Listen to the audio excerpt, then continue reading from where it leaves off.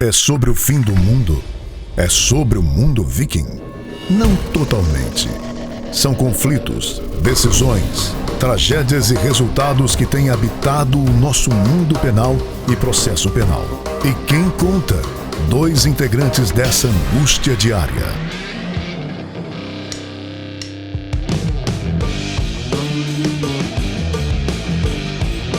Olá, você escuta e assiste agora o podcast Processo Penal Ragnarok, o seu podcast do fim dos tempos. Estamos aqui num retorno após alguns meses aqui sabáticos que foram tirados de férias, né, forçadas do podcast. Já é o 2º episódio que a gente grava hoje. Meu nome é André Guache, para quem ainda não me conhece. Estou aqui com o Américo BD. Faça suas saudações aí, BD. Bicolores e rubro-negros.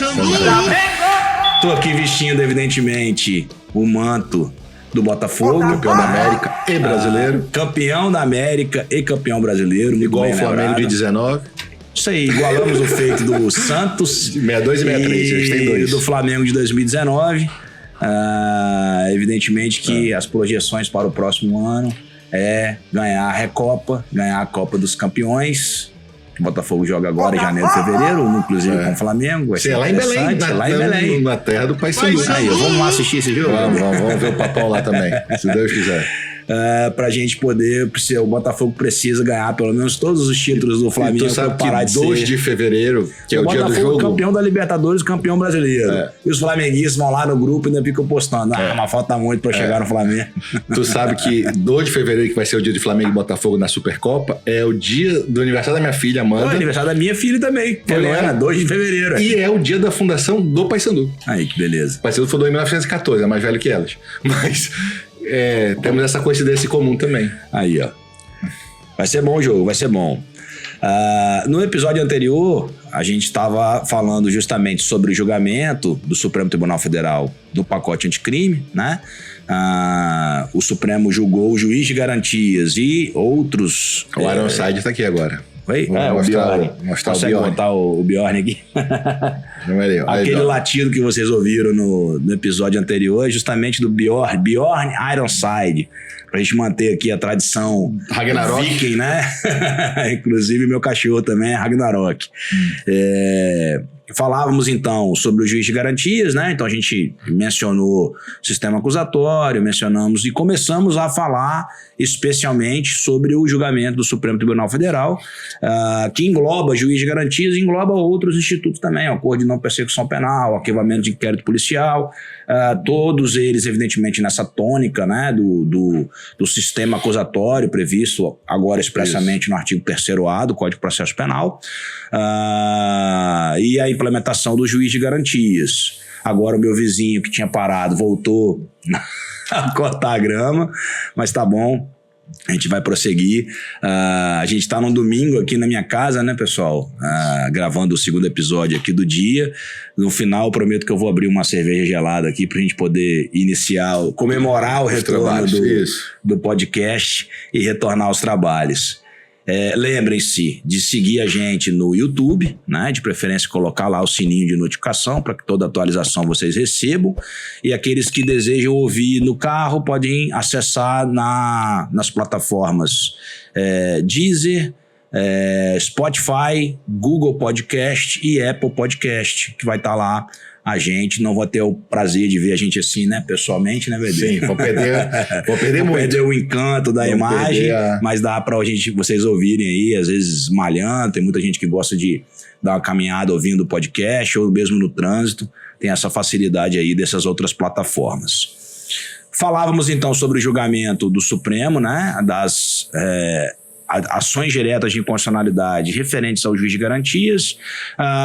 No último bloco, BD, a gente falou bem rapidamente sobre o ponto em que o Supremo decidiu, a gente falou sobre iniciativa do juiz, controle de investigações do Ministério Público, aquela obrigatoriedade, paramos aqui, de audiência pública e oral para prorrogar prisão provisória ou outra medida cautelar. Certo.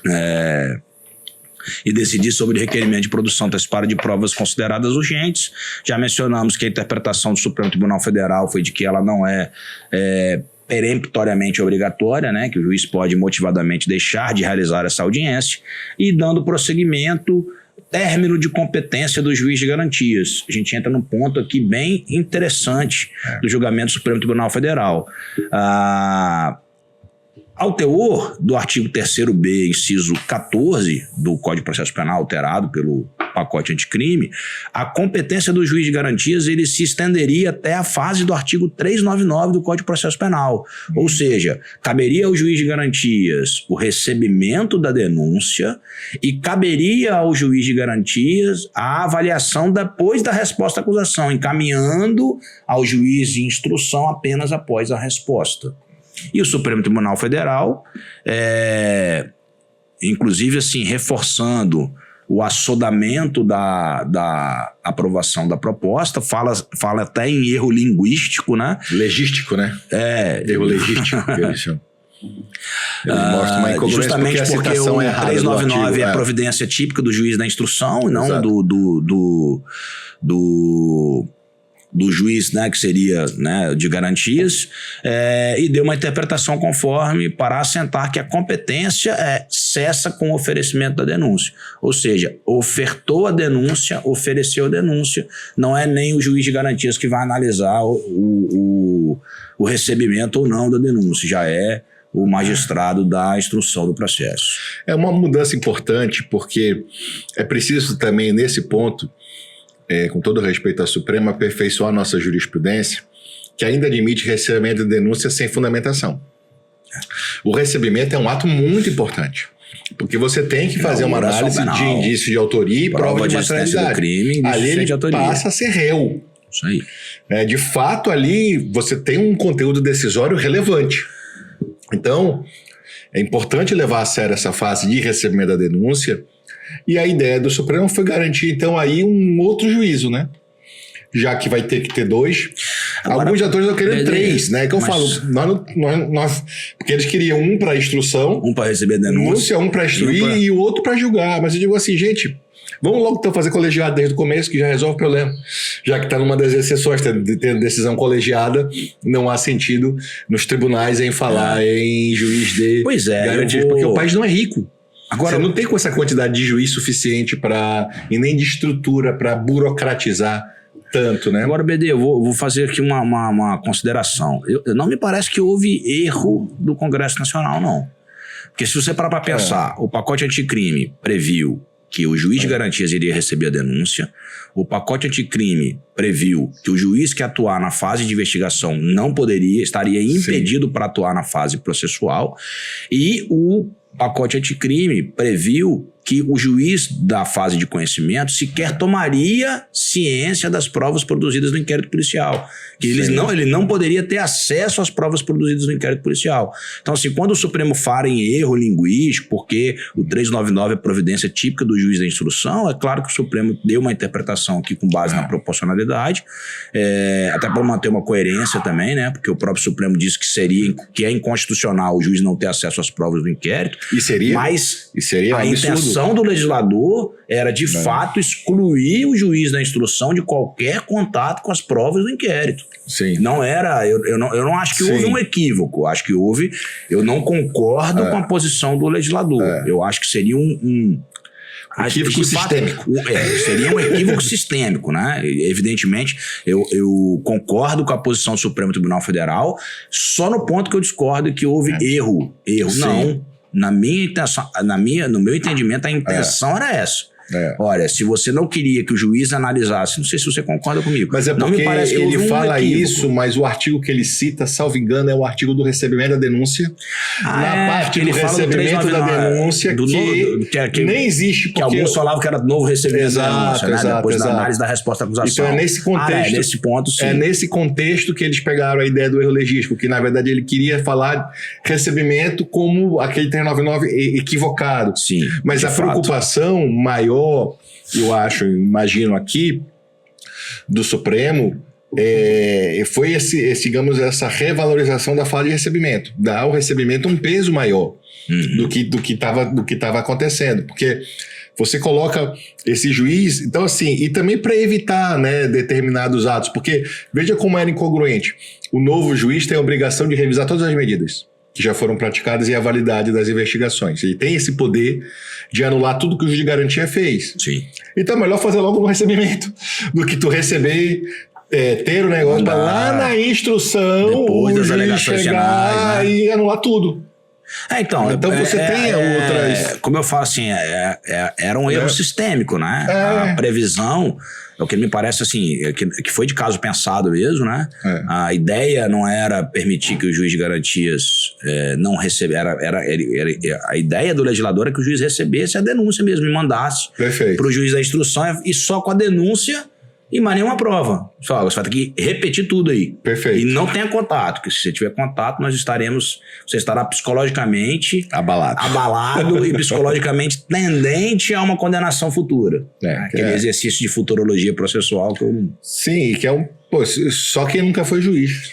Achar que o cara tem que ter vai ter essa vinculação com o eventual equívoco ou com o eventual erro, cara, pelo amor de Deus. Mas, enfim, é de fato uma escolha, uma possibilidade. Tudo bem, quer tirar? Ok. O sistema permite essa possibilidade agora. Basta tu, mas não. Eu repito o que a gente já falou no primeiro. Só não me diga que só agora existe imparcialidade. Só isso que E que o juiz de garantias é a solução para toda a panaceia. Exato, não tem sentido. Não faz o menor sentido. Mais um ponto, então, a vedação a vídeo. Eu estou indo na ordem, viu? Que o Supremo julgou. Vedação a videoconferência na audiência de custódia. O juiz de garantias é o competente para a realização da audiência de custódia, está expresso isso aí. E nesse ponto há uma vedação ali expressa, mas sem motivação e sem apontar sob pena de nulidade ou sem apontar, simplesmente uma vedação de realização da audiência de custódia por videoconferência. Eu conheço o tema, já tive muito debate, discussão com o Ministério Público, Defensoria Pública, Advocacia aqui no Estado, acerca da minha defesa da total incongruência de se proibir a audiência de custódia por videoconferência. E a defesa sempre se faz no sentido de que é necessário que o juiz tenha mais contato com o réu pessoalmente, porque ele vai ter mais sensibilidade de proferir sua decisão. Eu nem vou te perguntar o que você acha, porque você concorda comigo. Eu falei isso no episódio anterior, dei um spoiler, né?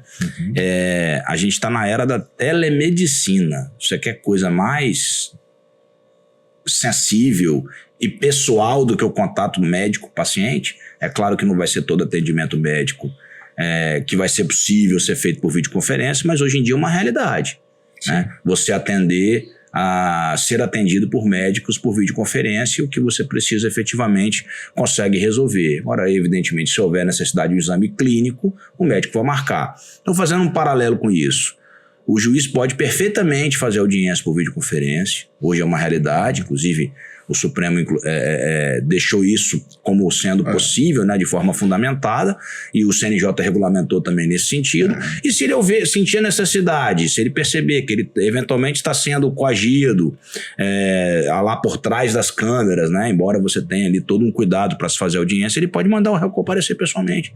No mesmo ato, ele suspende, eu quero que seja trazido aqui no fórum imediatamente. Então, eu não via muito sentido na proibição, proibir só por proibir, e gostei da decisão do Supremo Tribunal Federal.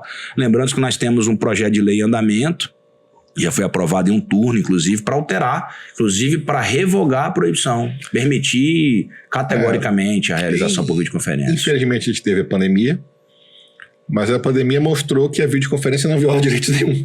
Precisou ser uma realidade. E foi feita, e a resolução do CNJ estava em vigor até pouco tempo. Então, assim, realmente presumir nulidades. Presumir violação a direitos. Com todo respeito, é possível fazer presencialmente? é o melhor, mas nem sei se é o melhor mesmo, às vezes, porque o Estado não tem recursos para ficar toda hora trazendo preso e levando preso.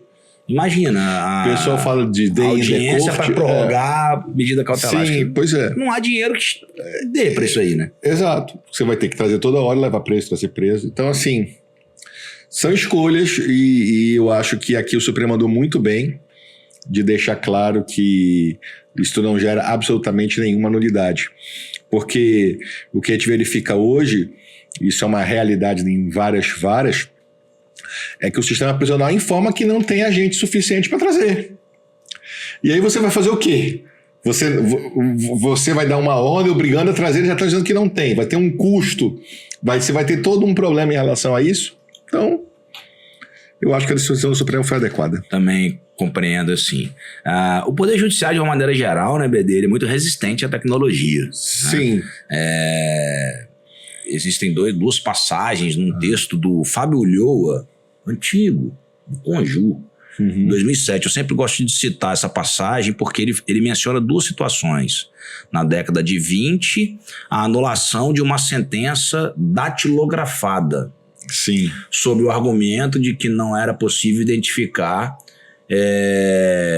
que teria sido o juiz quem proferiu aquela decisão, que alguém poderia ter datilografado para ele. Então, violaria ali a identidade física do juiz. Exato. E na década de 70, 80, se eu não me engano, uma anulação de uma sentença feita no computador. A gente olha hoje isso com uma perplexidade, né? Mas à época foi visto como desconfiança. Então, assim, eu torço para que a gente chegue num ponto em que a gente olhe com a mesma perplexidade e fala assim, nossa, e tinha gente que era contra a realização de audiência por videoconferência. É questão de tempo. Né? É isso mesmo. Eu quero chegar a esse patamar, né? Olha, essa popularização, digamos assim. Né? Vamos acabar com essas amarras, né? Vamos abrir os olhos, vamos sair da caverna, né? Naquele livro que você foi um dos organizadores, eu e o Everton escrevemos, inclusive, um artigo sobre fazendo um paralelismo com o mito da caverna de Platão, né, com a resistência à tecnologia do Poder Judiciário. E aí o Supremo Tribunal Federal permitiu, então, excepcionalmente também, interpretação conforme a Constituição, desde que haja verificação da integridade do preso e a garantia de todos os seus direitos, fundamentadamente realizar audiência de custódia por videoconferência. O Conselho Nacional de Justiça alterou a resolução de audiência de custódia, regulamentando as hipóteses, né, de realização por videoconferência. Ele permite, por exemplo, que presos de outras cidades, né, de presídios longínquos, faça a audiência por videoconferência, mas ele resguarda ali a necessidade para cumprir a determinação também do Supremo Tribunal, que pelo menos parte das audiências sejam presenciais aí. Mas eu acredito na aprovação desse projeto, eu acredito que a gente vai botar no modelo 100% aí por videoconferência, que para mim é o melhor modelo, com a possibilidade do juiz, se quiser, determinar que o preso seja enviado para ser ouvido pessoalmente. Um outro ponto agora, dando prosseguimento, relaxamento automático da prisão cautelar após o fim do prazo para a conclusão das investigações. Previsto também no pacote anticrime, ou seja, se o inquérito não for finalizado no prazo estabelecido, as medidas cautelares seriam automaticamente revogadas, a prisão cautelar uma delas. Findou o prazo para a conclusão das investigações, finda também automaticamente a prisão cautelar. E o Supremo usou até uma expressão assim forte, absolutamente desproporcional e em dissonância com a inafastabilidade da jurisdição. Absolutamente sem noção. Ou, como diz o Porta dos Fundos, errou feio, errou rude. Errou rude. Errou muito rude. Essa história de dizer, olha, a partir de hoje você tem... Só quem nunca trabalhou com investigação. Tem investigação complexa, você tem que degravar, você tem que hoje, para garantir um acesso a um celular, você tem que espelhar, tem que ter código hash, tem toda uma série de cautelas. Então você não pode dizer que um prazo agora penal é peremptório. É claro que a duração razoável da prisão, duração razoável da investigação, também nada justifica ficar 15 anos, 20 anos, não é isso. Mas simplesmente transformar um número mágico, a partir de agora tudo vira nulidade, tem que soltar tudo, não tem sentido. Só quem nunca trabalhou em investigação complexa. É uma intenção corriqueira, né, de alteração legislativa nesse sentido. Sim. E antigamente falava os 81 dias, esses números cabalísticos. Passou 96, por conta da alteração da reforma de 2008. Organizado falava em 180, enfim, se tenta colocar esses números e como... aí eu gosto sempre de citar uma coisa aqui, que passa despercebida para essas pessoas. Né?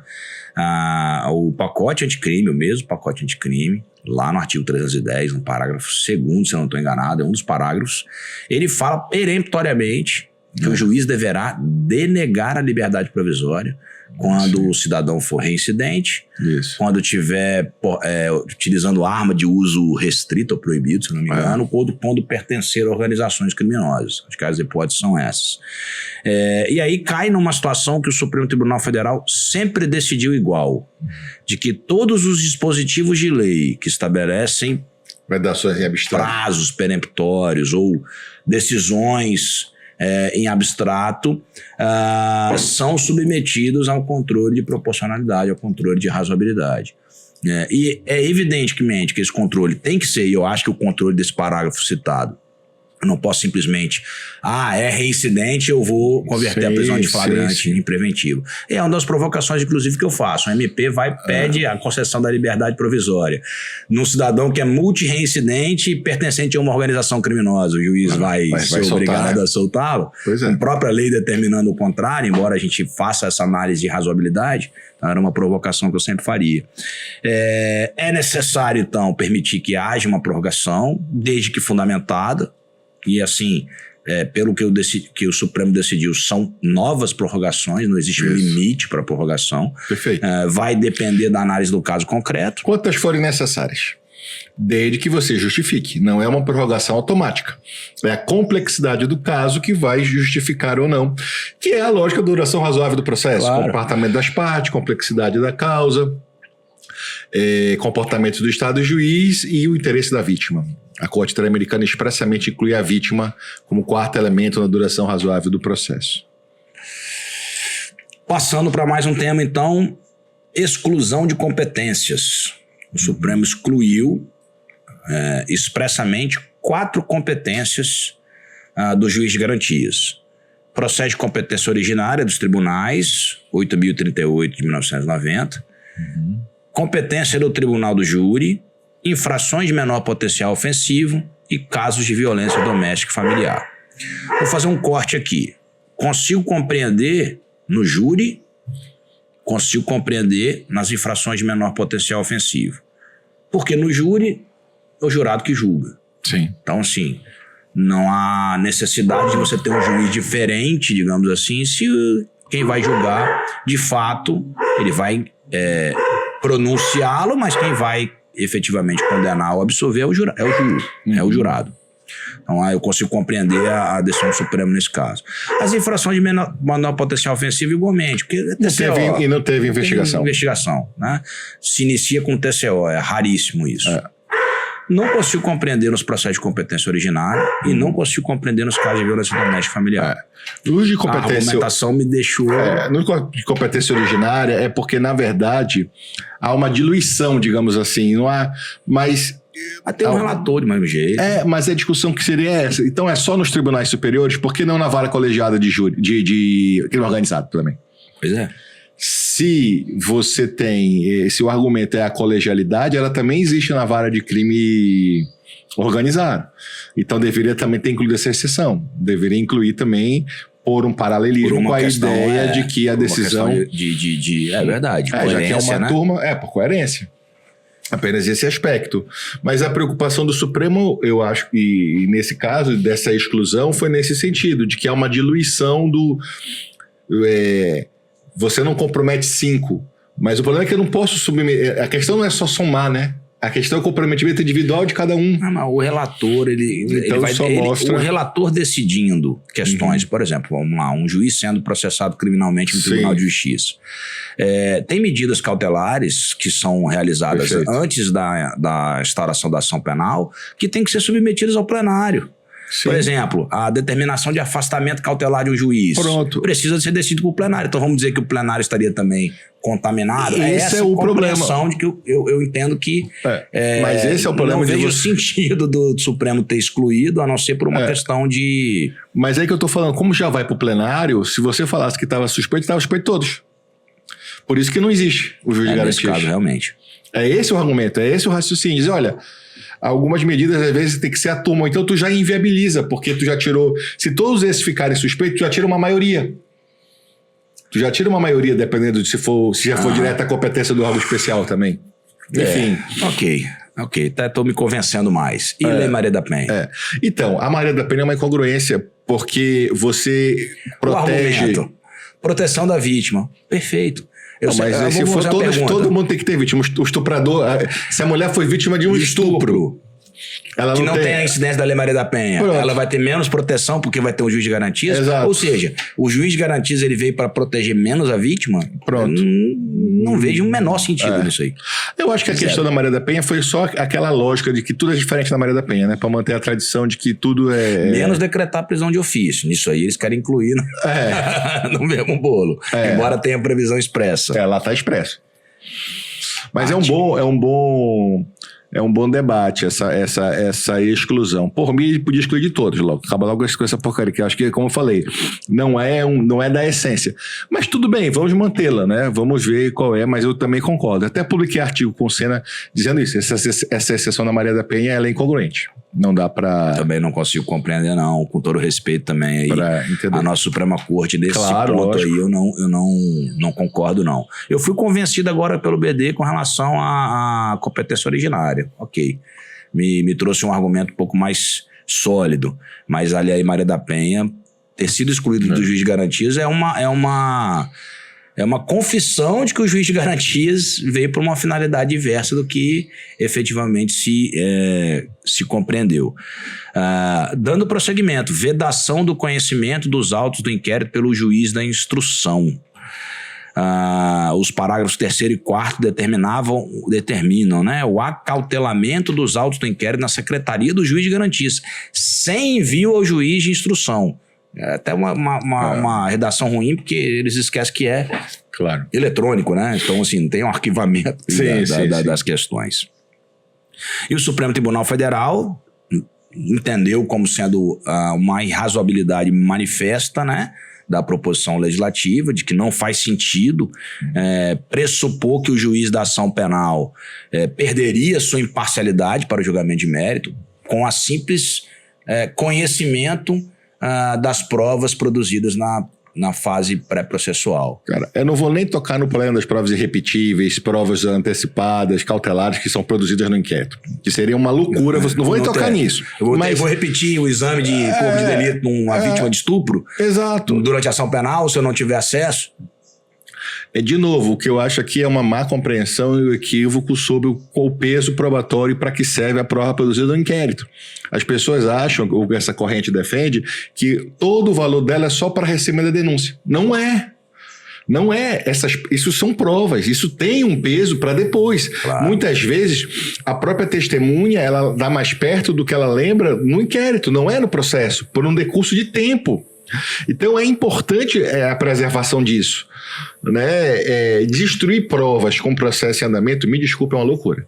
Inviabilizar acesso à prova é uma loucura, entendeu? É o que eu falo, a gente quer banalizar, as pessoas falam juízes inquisidores e paranoicos, que verdade material, mas como falava o professor Bedak, verdade formal é mentira formal.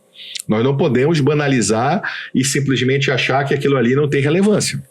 Há um compromisso institucional da justiça com a sua prestação. Um juiz, como fala o professor Barbosa Moreira, comprometido, ele precisa tentar encontrar aquilo ali de modo a corresponder o máximo possível, né? Como se fala na concepção racionalista da prova, a teoria da correspondência, né? A verdade corresponde se aquilo ali aconteceu de fato. Então, as provas, elas têm esse peso. É importante nós termos essa cautela de evitar o risco e com todo respeito a essa propositura, uma loucura. Uma loucura. Respeito a tese do professor Auri, ele escreve sobre isso, defende isso há muito tempo. Mas me parece, do ponto de vista dos fins do processo penal... Quando a gente fala numa desconfiança institucional, né? Eu Exato. vejo algumas pessoas falando isso sobre a questão do arquivamento do inquérito, uma desconfiança institucional do Ministério Público, mas me parece que é a mesma coisa aqui. Essa desconfiança, essa presunção quase que absoluta desse... vinculação psicológica do juiz. Então, e o crivo do contraditório vai ter a plena oportunidade a defesa de se discutir sobre tudo que está ali. Inclusive o que foi produzido no inquérito. Especialmente também, né? O Supremo, então, declara a inconstitucionalidade, nesse caso, com redução do texto e fala o contrário. Os autos serão remetidos ao juiz na instrução de forma peremptória, de forma E até para a defesa, se você vai garantir a constitucionalidade e a legalidade, como é que você não vai ter acesso a tudo? Até para você depois dizer os frutos da água envenenada, um fish expedition, qualquer tese de defesa também, aquilo ali pode ser que teria uma finalidade importante, cara. É aquela mesma alegação de que a prova, acho que vai chegar nisso aqui também, tem decisão expressa sobre isso aqui, a prova declarada ilegal... Não contamina o juiz, teoria da contaminação do julgado. O próprio juiz entendeu que a prova era ilegal, aí ele vai ser contaminado. Ele está tão a fim de sacanear que ele diz que a prova é legal. Não faz o menor sentido. Aqui é um ponto que me parece, BD, no artigo 3º-D, que trata do impedimento, né? O juiz que na fase da investigação praticar qualquer ato incluído nas competências do artigo 4º e 5º desse código, ficará impedido de funcionar no processo. Criou-se uma regra de impedimento absoluto,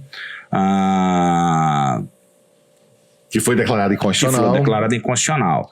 Ele fala, manifesta o erro legístico, assim, aqui sim ele falaria erro legístico. Sim. O artigo 4º e 5º refere-se a atos da autoridade policial, claramente. Sim.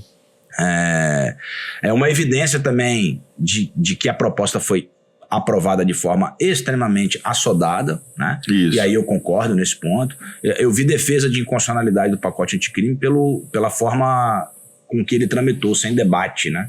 Sem possibilidade de participação. É uma defesa de uma... Eu esqueci o nome dessa inconstitucionalidade, você lembra? Oh, meu Deus. Eu criei um nome para isso aí. Quando o Congresso Nacional não debate suficientemente a matéria. Eu esqueci, mas eu sei qual é. Eu vou lembrar também. E aqui o Supremo, mais uma vez, e aqui assim... de certa forma, desnatura a intenção do legislador de excluir o juiz que atuou na fase de inquérito da ação penal. Porque ele fala expressamente que essa regra é inconstitucional e que o fato do juiz ter tomado decisões ou participado eventualmente de alguma fase do inquérito, como juiz de garantias, ele não estaria impedido para o julgamento da ação penal. É diferente. Antigamente o juiz era prevento.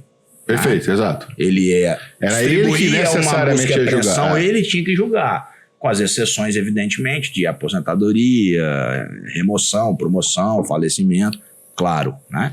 E aqui o caso não, olha, a regra vai ser que o juiz seja diferente, mas, digamos que eu tenha me removido para uma vara que eu tinha sido juiz de garantias daquela vara, eu posso julgar a ação penal, eu interpreto dessa maneira. Tranquilamente. Penso num outro exemplo também. Você no plantão judiciário faz uma audiência de custódia cujo processo vai para você posteriormente. Um ato do juiz de garantias é a realização da audiência de custódia. Estou impedido para julgar ação penal? Não. Você vai deixar o Supremo. Claro, nesse sentido, o artigo 3º-D foi declarado inconstitucional. E mais uma vez, no meu sentido, o Supremo acertou. Nesse ponto, concordo plenamente. Absoluta irrazoabilidade na presunção de na presunção de parcialidade pelo mero exercício da função jurisdicional. Eu anotei essa frase. Repita de novo essa frase. Absoluta irrazoabilidade na presunção de parcialidade pelo mero exercício da função jurisdicional. Pronto. Nada mais precisa ser dito. Era para dizer sem colocar essa frase num quadro. Exercer função jurisdicional não tem sentido nenhum você falar que você é parcial porque você cumpriu o seu dever. A gente precisa encontrar o equilíbrio, porque às vezes a doutrina insiste e complica, porque algumas pessoas começam a acreditar, né? Então você fica naquela assim, não, fica porque teve um caso. Enfim, se há abusos, pune-se os abusos, mas não se presume abuso. A expressão do ministro Fachin, né? Não, o ministro... Lares Brito, medo do uso... medo do abuso não impede o uso. Exato. É esse cuidado que a gente tem que ter. Ok. Prosseguindo, aí é uma questão mais prática também. O artigo 3º, parágrafo único, falava em rodízio de juízes, né? Para atender às disposições desse capítulo. O Supremo entendeu por uma inconstitucionalidade formal, porque evadia a competência legislativa das unidades federadas. Cada Tribunal de Justiça tribunal tem autonomia, né? Para decidir como vai funcionar as questões de competência, separação, remoção, enfim, substituições eventuais. Perfeito. Então, é uma inconstitucionalidade formal. Um outro ponto também decidido pelo Supremo Tribunal Federal: designação de juízes de garantias pelo tribunal. O Supremo deixou claro que ele não pode ser designado para ser juiz de garantias, né? Ele precisa ser investido. Exato. O que significa dizer que o juiz de garantias, ele não vai ser... Porque acho que a ideia era que se criasse varas especializadas para juiz de garantias e o tribunal designasse um juiz para ficar atuando como era o DIPO de São Paulo. Essa que era a questão. E agora não, você não designa para um mandato. O cara é o juiz de garantia. Perfeitamente. Né? Ele vai ser... existindo uma vara, né? Porque o CNJ deu várias opções de implementação do juiz de garantias, especialização de varas, regionalização, substituição automática entre juízes, dependendo das regras do próprio tribunal. O nosso tribunal fez isso, por exemplo, aqui em Vitória. Aqui em Vitória, na Federal, nós somos só 2 criminais na capital. E cada uma com 2 juízes. Cada uma com 2 juízes. Então o que eles fizeram? Eles igualaram as varas agora. A competência é tudo igual, uma é juiz de garantia da outra. Então... No processo que a primeira vara for juiz de garantia, quem julga é a segunda e vice-versa. Perfeito. Porque, apesar de nós termos 2 juízes na mesma vara... era mais fácil fazer isso. Mas isso daria problema na mesma vara, porque um substitui o outro. Nas férias. Então toda hora daria, apesar de que tecnicamente não dá, porque ele fala que não há impedimento. Porque o próprio Supremo resolveu isso também. Na concepção originária. Certo. Mas nós tivemos que fazer uma triangulação no interior, entre Colatina... São Mateus e Linhares. Uma é garantia da outra, fazendo essas 3, porque é tudo vara única. Mole, processo eletrônico hoje é tranquilo, realmente. Então, o juiz ele tem que ser investido e não designado, né? Para a gente evitar essas designações. E aí ia cair naquela mesma história, né? Vai designar um juiz com perfil. E se o juiz tiver um perfil policialesco, para utilizar uma expressão comumente utilizada, ele vai enfim, ter uma postura mais ativa, né? Ou mais... Pronto. Enfim. Regra de tratamento de presos, né? O artigo 3º-F.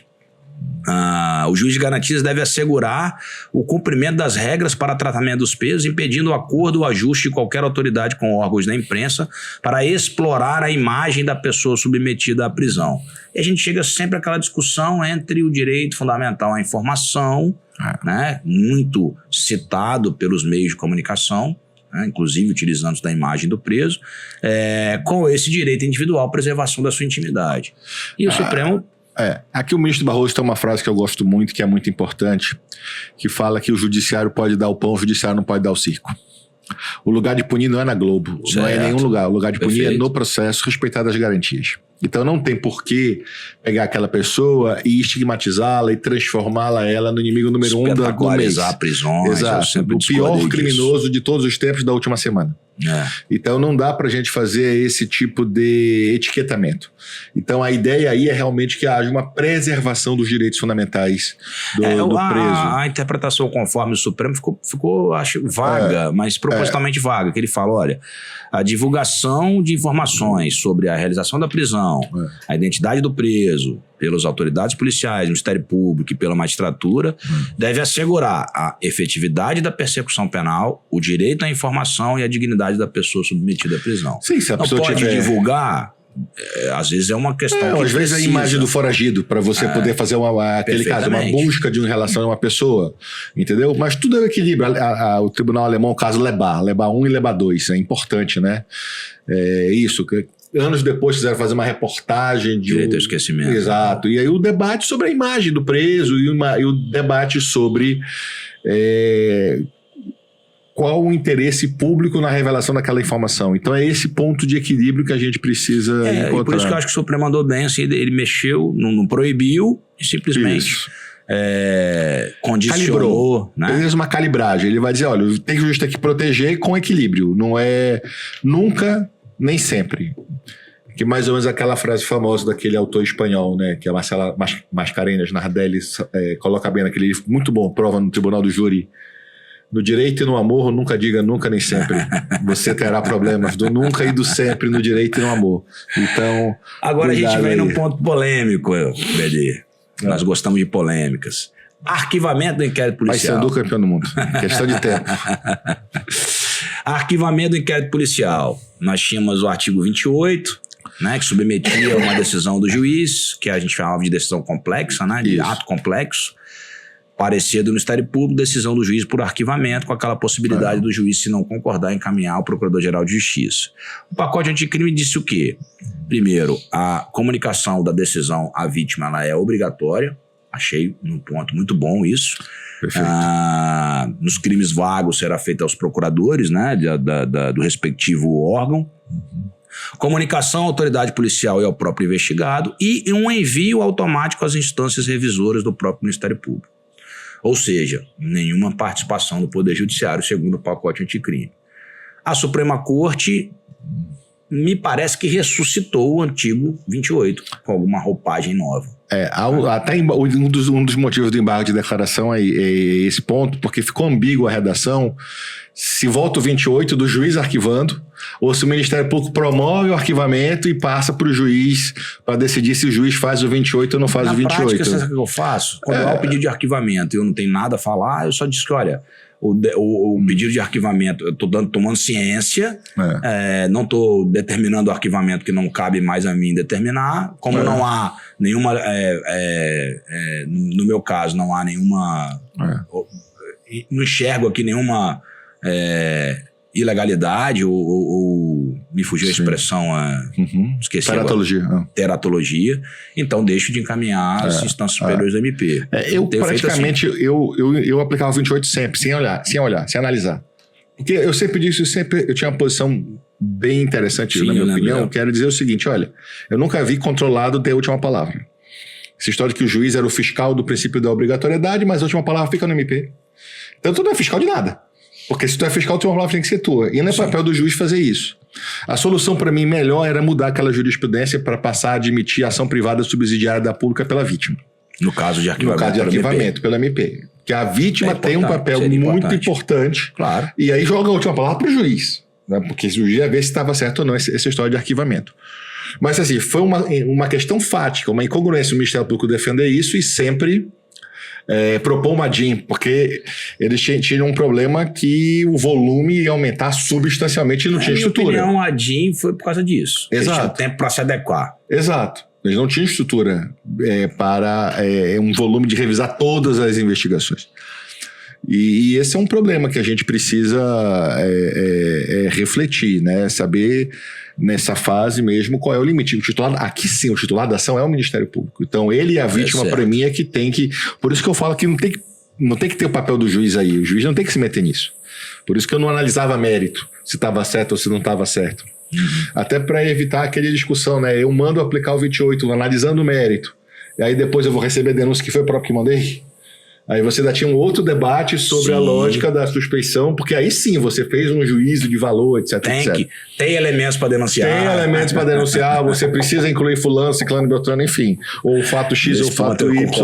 Aí me parece complicado. Eu não enxergava inconstitucionalidade no 28. Né? Eu só achava uma incongruência a questão de o juiz fundamentadamente não concordar com o arquivamento, dizer que tem elementos, ficaria contraditório, aí depois ele pensa assim, não, pensei melhor, vou...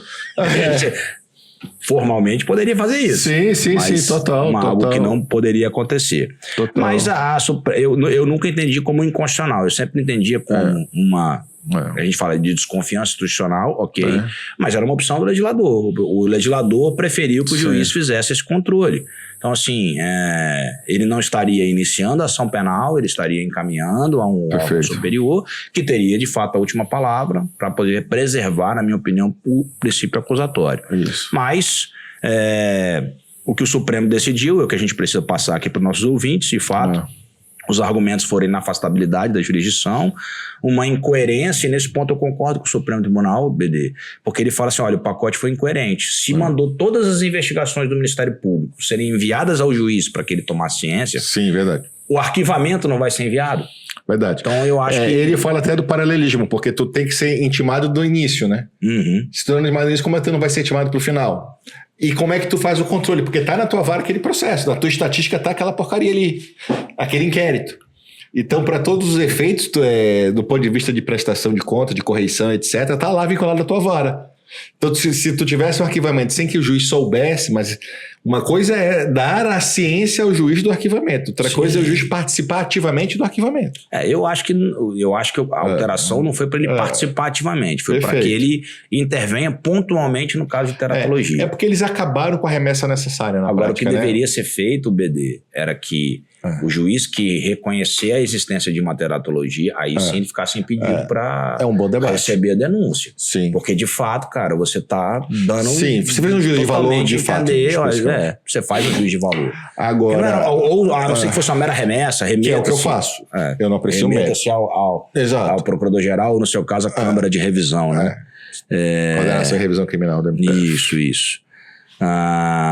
Enfim, então fica atualmente a necessidade de se comunicar ao juiz competente, à vítima, ao investigado e à autoridade policial. O MP tem que fazer essa comunicação. No meu modo de entender, o juiz é ciente, arquive-se, né? Mais ou menos isso. Ou, se houver alguma questão, é aquela discussão, né? De que forma ele vai provocar a instância superior. Acordo de não persecução penal. O acordo de não persecução penal também é competência do juiz de garantias. A introdução do artigo 28A fala que o juiz pode devolver o acordo de não persecução penal ao MP quando considerar inadequadas, insuficientes ou abusivas as condições dispostas. Perfeito. Qual é o alcance disso? Eu tenho um entendimento, BD, de que isso aqui é quase um controle de mérito, né? Se eu posso identificar se as condições são inadequadas, se são insuficientes ou se são abusivas, eu estou analisando de fato os termos do acordo de não persecução penal, não um mero controle de legalidade. Perfeito. Por exemplo, foi feito um acordo de não persecução penal em um crime que estaria expressamente vedado, que seria um controle de legalidade. Perfeito. E aí eu explico isso com um exemplo. Você imagina que numa determinada comarca é feito um acordo de não persecução penal. Vou dar 2 exemplos, na verdade. Com uma pessoa reconhecidamente com muitas posses e a prestação pecuniária estabelecida num crime relativamente grave, né, mas que permita o acordo, em um salário mínimo. Olha, é possível que o juiz entenda como insuficiente essa prestação pecuniária. Sim. E por outro lado, um réu reconhecidamente hipossuficiente ou comprovadamente hipossuficiente, e aí, mesmo que ele tenha orientação, evidentemente, do advogado, mas o juiz ele não está adstrito a essa orientação técnica, né? E em que se coloque uma prestação pecuniária, algo muito desproporcional ao fato. Então, assim, uma embriaguez ao volante, se coloca umas cláusulas do acordo de não persecução penal extremamente desproporcionais. Eu entendo que o juiz também pode devolver ao Ministério Público em razão disso e apontar isso. Não sei qual que é a sua posição, e de fato o Supremo fala em controle de legalidade, ele não chega a falar o que eu estou defendendo aqui, e fala da necessidade de se preservar o princípio federativo, né? Freios e contrapesos, que também tem aplicabilidade no processo penal. Depois desse pacote anticrime, dessa decisão, teve um habeas corpus importante do Supremo sobre o ANPP. Depois eu passo o número. Nesse habeas corpus houve vários debates. O Supremo primeiro pacificou de novo que não há um direito público subjetivo da parte ao ANPP, mas deixou claro que há um direito a uma decisão motivada e fundamentada do MP. No caso de não... No caso de não oferecer e das cláusulas do oferecimento, porque também às vezes você oferece não oferecendo. Se eu coloco cláusulas impraticáveis, eu só formalmente ofereci, na prática eu não ofereci. Então esse controle da fundamentação... Vai para o juiz para analisar a homologação, né? Exato. Já passou a fase de acordo, ele já aceitou junto com o advogado de homologar. Exato. Por isso que eu acho assim... Mas pela lei é uma audiência que o juiz vai fazer essa homologação. Então nessa audiência o juiz... a voluntariedade. A voluntariedade e esse mérito. Se houver eventual excesso, proteção deficiente e violação da proporcionalidade. Ou muito acima ou muito abaixo. Eu escrevi um artigo também no mestrado com o professor William... Alexandre Coura, William, né? Sim. Professor Alexandre Coura. Isso, nosso amigo, Coura. Um grande abraço. E falando sobre... A gente fez uma análise ali até em Habermas, né? Que ele gosta muito. Sim. Então de uma análise seguinte, defendendo que, olha, o controle que deve ser feito das decisões judiciais do juiz, ele é um controle de fundamentação. Então, assim, é mais importante o juiz demonstrar como que ele chegou àquela conclusão do que propriamente a legitimidade dele fazer ou não. E ele concordou comigo. Ele entendeu também que era possível que o juiz fizesse esse controle de mérito mesmo das condições do acordo de não persecução penal. Sim. E aí, se você olhar o estudo do STJ e do STF, eles ficam assim, controle de legalidade. Mas, pô, legalidade para suficiência, pronto, mas para necessidade. Esse debate que tu tá levantando, no final, o Supremo adiou agora lá nesse habeas corpus. Porque havia dúvida se o juiz podia glosar cláusulas ou se o juiz poderia oferecer cláusulas. Porque aí você está indo... Aqui só devolve. Então, o Supremo não chegou a um acordo... ao final, né? Devolve ou rejeita depois. Perfeito. E por isso que tem o recurso distrito agora. Isso aí. Mas o que o Supremo estava avançando e voltou, disse assim, nós não temos consenso, então vamos deixar para depois. O próprio Supremo hoje não tem uma posição definitiva se o juiz pode glosar, homologa glosando, diz assim, fazer com acordo de colaboração premiada. Exato, homologa glosando, ou se ele pode dizer também, olha, vou incluir coisa aqui. Tá pouco, mas precisa mais. Se você não vai fazer, eu vou fazer para ele não perder a oportunidade, porque você que fica nesse imbróglio, né? Eu não homologo porque está insuficiente, o outro também eu não incluo, aí não tem ação, o juiz pode rejeitar a denúncia nesse caso por falta dizendo que não foi esgotado um acordo do ponto de vista. Então você criou uma série de problemas dessa má situação, mas não temos ainda uma posição definitiva do Supremo. Nesse habeas corpus esse tema foi adiado. Dando prosseguimento aqui, eu até lembrei que justamente tinha decisão expressa sobre isso. A gente já mencionou, então vou só falar mais en passant. A regra do parágrafo 5º do artigo 157, né? O juiz que conhecer do conteúdo da prova declarada inadmissível não poderá proferir a sentença ou acordo, norma manifestamente desproporcional, irrazoável, incompatível com os postulados constitucionais, pelos motivos que já levantamos aqui hoje, né? Não faz sentido o próprio juiz reconhecer a ilegalidade e a inconstitucionalidade de uma prova e ele depois não poder proferir o julgamento da sentença em razão desse comprometimento aí presumido dele. Relaxamento de prisão em flagrante quando não realizada a audiência de custódia no prazo de 24 horas. Isso já foi confirmado, eliminado o ministro Fux, né? É aquilo que a gente falou, né? Num país de proporções continentais. Não tem sentido. Como é o Brasil, né? Praticamente um continente inteiro. Você determinar que o preso, que a audiência seja, eu vou lembrar, 24 horas da prisão. Então, se o cara foi preso 10 horas da noite e não der tempo de fazer a audiência no dia seguinte pela manhã, você tem que fazer até 10 horas da noite naquele dia, sob pena de relaxamento automático. Então, cara, não faz sentido. Não. Andou bem o Supremo Tribunal Federal. O BD citou aqui, não sei se foi nesse episódio ou se foi no anterior, que nós gravamos 2 hoje, uma decisão da Corte Interamericana de que fixou um prazo proporcional ali de 72 horas, acho que é mais razoável, até porque é 24 horas para o delegado enviar para o juiz e 24 horas para o juiz decidir, mais o trâmitezinho, 72 horas acho um prazo proporcional. Eles consideraram constitucional, quer dizer, que convencional, não viola a convenção 72 horas. Porque a convenção fala em prazo razoável. Essa que é a grande questão. Como fala em prazo razoável, qual é esse aí? 72 não viola, então é muito mais racional. O Brasil que quer ser mais realista que o rei, né? Ainda mais quando você tem uma determinação da Suprema Corte também de realização de audiência de custódia por cumprimento de mandado de prisão, regressão. Então você tem ali uma dificuldade... Todos. Não é só para flagrante, perfeito. Uma dificuldade operacional muito grande se a gente colocasse isso no prazo de 24 horas sob pena de flagrante ilegalidade. BD, no que diz respeito ao julgamento, a gente conseguiu aqui em 2 horas, digamos, resumir mil e poucas páginas, né? Então a gente teve que dar uma aceleradinha aí no final. Mas a gente, né, destacou os principais pontos desse julgamento. E vamos caminhando aqui para o final. Eu vou reiterar, né, que estou muito feliz de voltar a gravar, de colocar de novo o projeto em andamento, né? Se der certo aqui a edição, né, a gente pode fazer outras gravações aqui em casa, né? A casa tá aberta. Cadê a comemoração do título do Botafogo?